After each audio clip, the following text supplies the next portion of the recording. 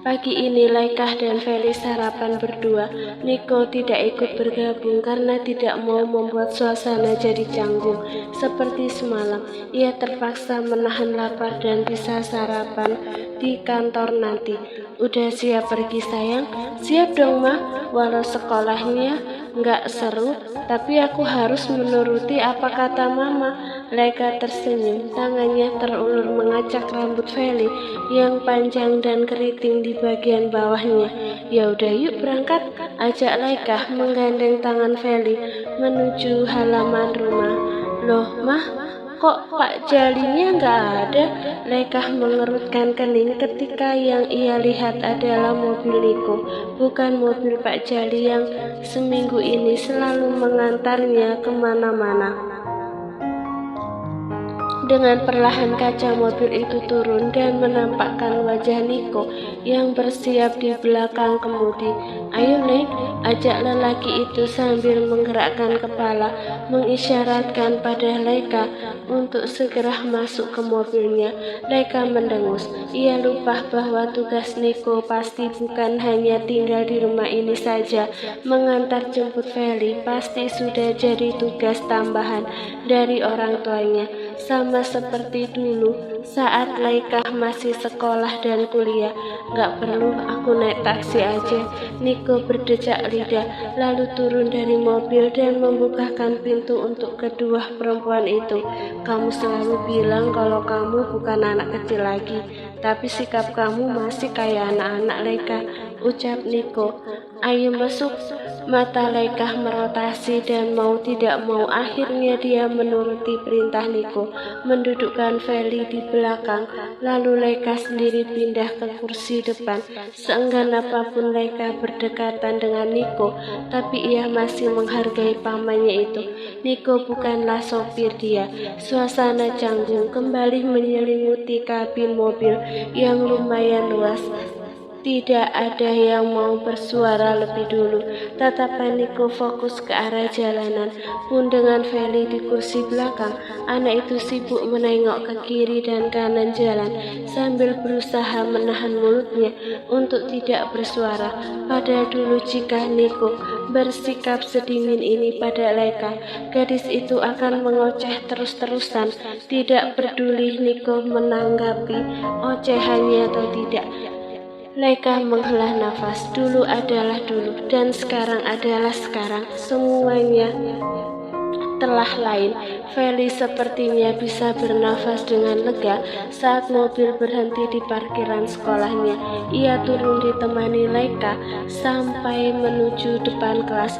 Sementara itu dari dalam mobil Niko memperhatikan mereka sampai akhirnya Laika kembali ke dalam mobilnya. Aku turun di belokan depan aja, ucap Laika setelah ia mengenakan seatbelt. Niko menaikkan alisnya tanpa melirik Laika. Kenapa nggak sampai rumah? Mau ketemu temanku dulu.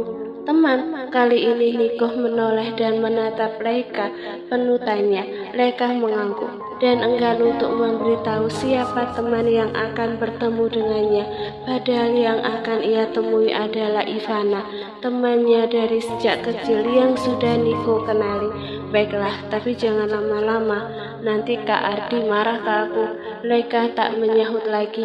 Ia memilih melarikan pandangan ke arah samping, memandangi gedung-gedung tinggi yang mereka lewati jauh lebih baik ketimbang menatap Niko. Hingga beberapa menit setelahnya, mobil berhenti di tempat yang diminta Laika untuk menurunkannya. Perempuan itu hendak membuka pintu, tapi gerakannya terhenti saat ia tiba-tiba teringat sesuatu yang mengganggu pikirannya dari tadi. Ada apa? Tanya Niko menaikkan alisnya. Laika menarik lagi tangannya dari handle pintu, kemudian memberanikan diri menatap Niko. Jadi kamu yakin akan tinggal di rumahku? Tanya Laika memastikan. Sekali lagi, Niko tak mengerti kenapa Laika mengungkit-ungkit hal itu, tapi ia mengangguk sebagai jawaban darinya. Semua sudah clear semalam. Apa kamu lupa? Tentu tidak. Leika hanya ingin memastikan sesuatu. Baiklah, kamu boleh tinggal di rumahku dan melakukan tugas yang diberikan kakek juga papa, ucap Leika, lalu menjadikan jalanan sebagai pandangan satu-satunya. Tapi aku minta beberapa hal dari kamu. Apa itu? Leika menghela nafas sepelan mungkin sebelum akhirnya ia berujar, jangan mencampuri urusanku. Apapun yang aku lakukan, jangan dekat-dekat dengan Feli. Walau aku tahu kamu gak mungkin mendekati kami. Gimana? Setelah berpikir sesaat, Niko akhirnya mengangguk setuju. Ia datang bukan untuk mencampuri hidup keponakannya, tapi untuk melindungi mereka sesuai perintah kakek Arif dan orang tua perempuan itu. Oke, gak masalah, sahut Niko singkat. Niko menoleh ke arah Leika yang saat dari sudut mata ia lihat perempuan itu juga menatap ke arahnya. Tatapan mereka kini sempurna bertemu. Niko tertegun sesaat ketika untuk pertama kalinya ia melihat lagi Leika tersenyum padanya. Niko bahkan lupa kapan terakhir kali perempuan itu tersenyum. Aku sudah memutuskan hal ini, ucap Leika, sebagaimana kamu selalu menganggapku sebagai keponakan, maka mulai sekarang aku akan menganggapmu sebagai pamanku, saudaraku. Niko mengangguk-angguk kepala. Baiklah, terserah kamu. Masih menatap Niko, Leika kembali melanjutkan. Aku tahu kamu adalah orang yang sibuk mengurus perusahaan, menjalankan tugas dari kakek dan papa. Pasti sulit buat kamu, tapi aku hargai usahamu ini. Leika melipat bibir sesaat. Berkali-kali ia menarik nafas sepelan mungkin. Kedua tangannya terkepal di atas kakinya sebelum akhirnya perempuan itu menoleh pada Niko yang masih melihat ke arahnya. By the way, terima kasih paman. Leika tersenyum. Untuk pertama kalinya dalam sejarah hubungan mereka selama 15 tahun, Leika memanggil Niko sebagai paman. Detik ini, hari ini Leika memutuskan untuk menganggap Niko sebagai pamannya. Ia bertekad untuk membuang perasaannya jauh-jauh.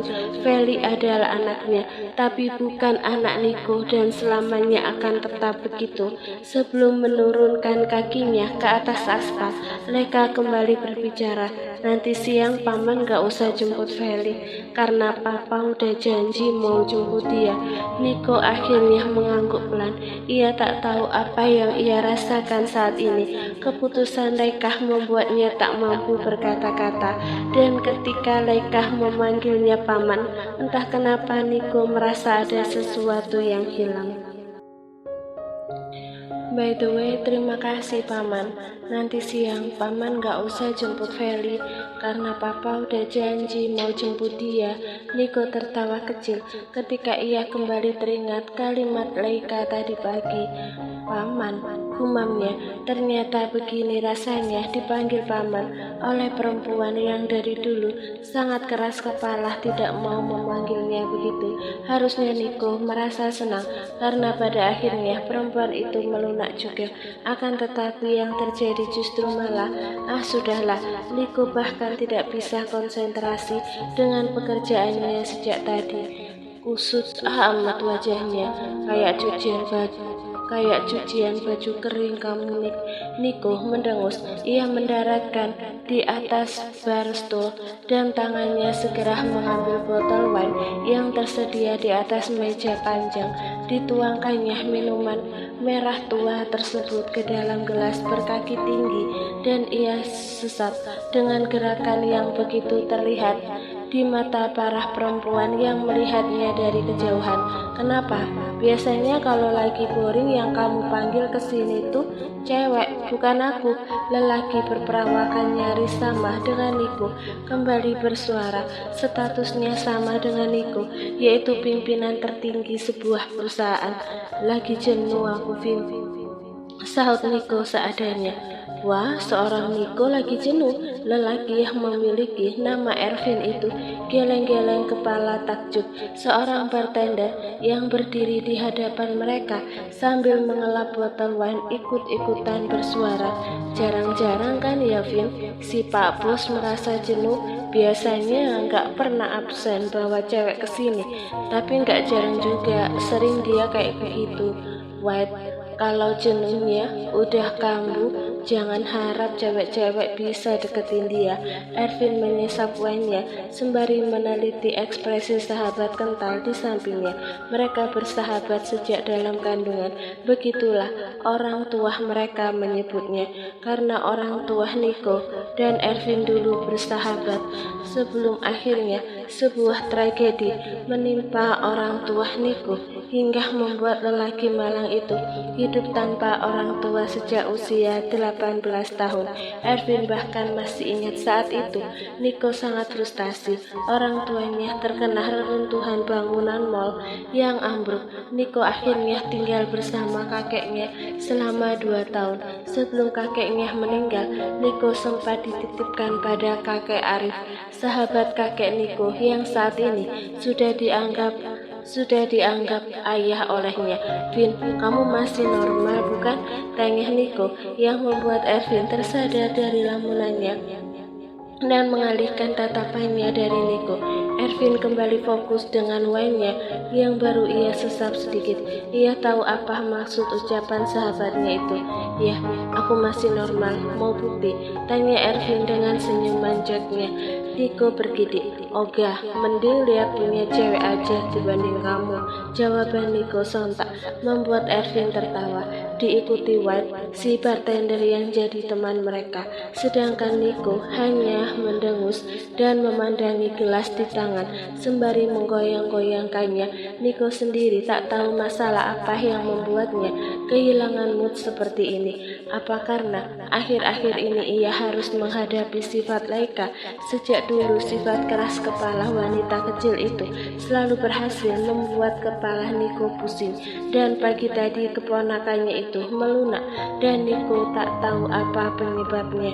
Si Janis nelfonin aku terus bro, dari 3 hari yang lalu, ucap Ervin. Niko enggan untuk menoleh. Terus kamu jawab? Ya dijawablah. Dia ngomel-ngomel katanya kamu memblokir nomor dia. Benar begitu? Tanya Ervin santai. Ia tidak terkejut dengan sikap Niko yang seenaknya memblokir nomor perempuan bekasnya kalau mereka rewel dan mengganggu ketenangan Niko. Niko mengganggu cepat seraya menerima wine yang dituangkan White ke gelasnya. Janis memang pintar, tapi Niko tidak suka dengan sifatnya yang terus mendesak. Niko lebih suka menjadi dominan pada wanita yang penurut. Niko bahkan membatalkan janji untuk menemui Janis di apartemennya. Terakhir kali mereka bertemu adalah saat Niko akan pergi ke Yunani.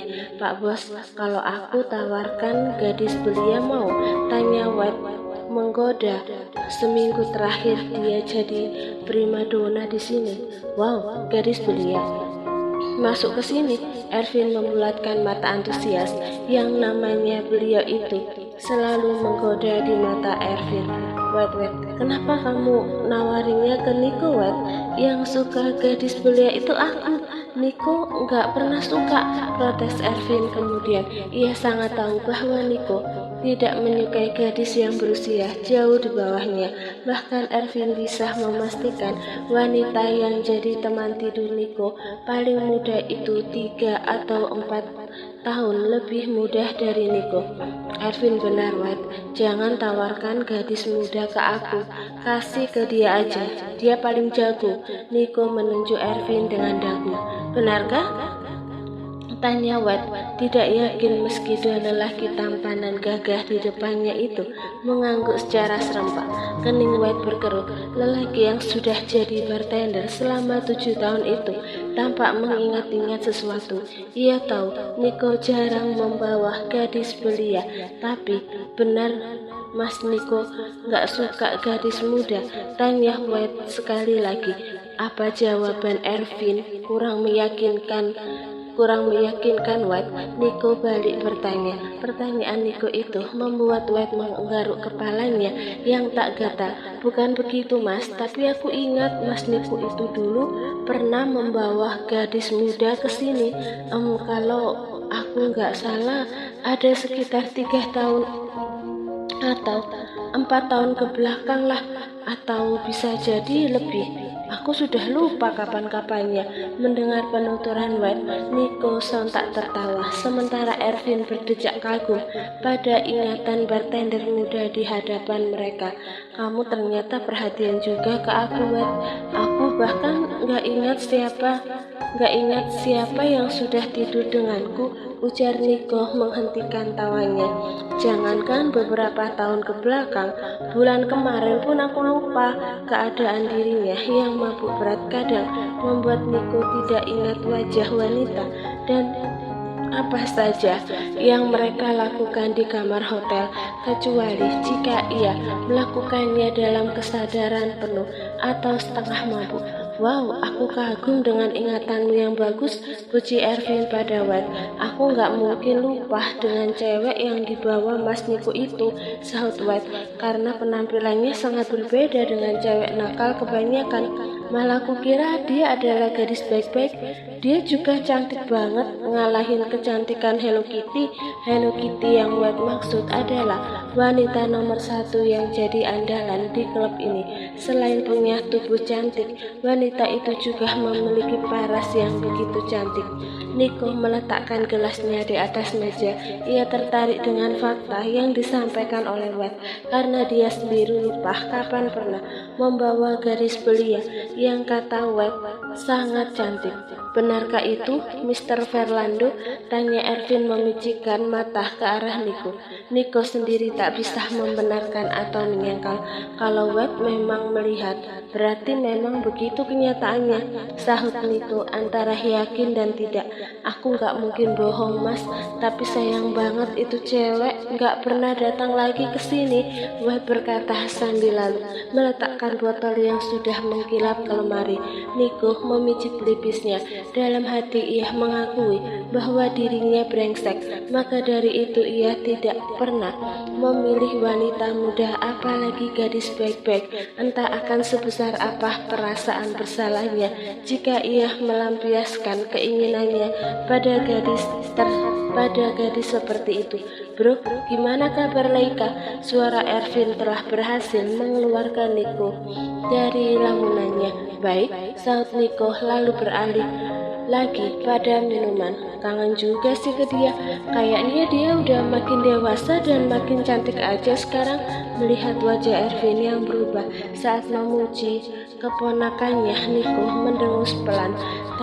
Tapi ia tak menyangkal keponakannya itu memang cantik dari dulu. Ervin kenal baik dengan Laika. Mereka dekat sejak Nico sering membawa Ervin ke rumahnya. Kamu bilang dia udah di Jakarta, berarti boleh dong aku ketemu dia sekarang? Ervin menaikkan alisnya berkali-kali dengan senyuman menggoda. Nico bahkan geli melihatnya. Ditatapnya Ervin dengan sorot mata tajam. Sorry, aku nggak akan membiarkan dia ketemu dengan laki-laki seperti kamu, Vin.